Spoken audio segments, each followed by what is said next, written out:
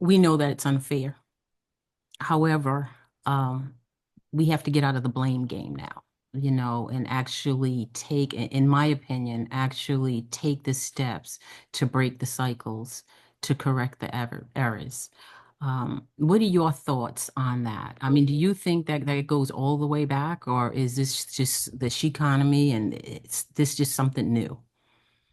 Obviously, I mean, when you go back in slavery times or during slavery times, the father, like you mentioned before, when we were offline, the father was pretty much forced to have to work in slave labor without having any compensation, and then also he was expect to be a breeder, Mm-hmm. okay, and produce more children.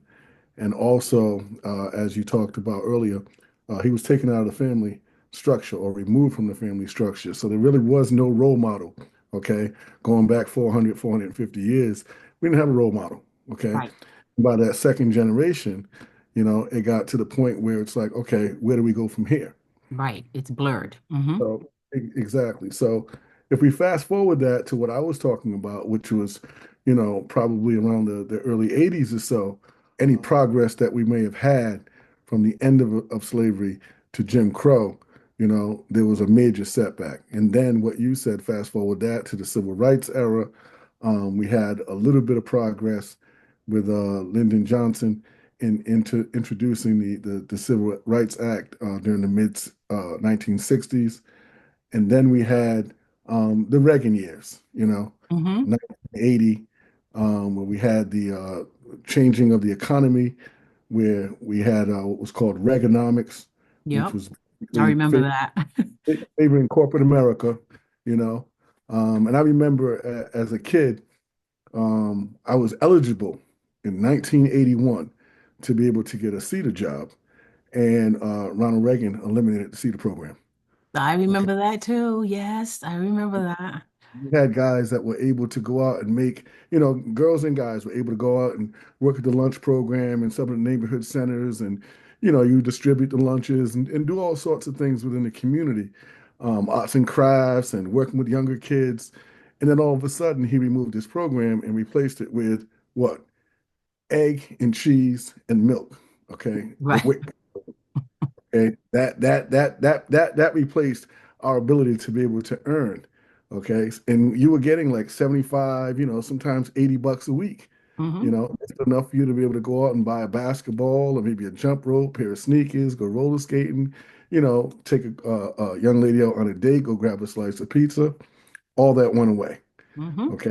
Then by the mid 80s, crack emerged, or the crack epidemic or crack era That's emerged. right. Another blow to the Yeah, African American yeah. family.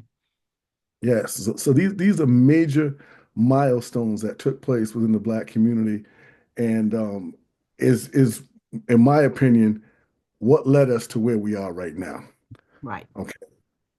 In addition to the crack era, obviously the men were taken out of the household, okay, and were replaced with subsidies, housing, daycare, all these programs that allowed women to be able to manage a household without a man being present.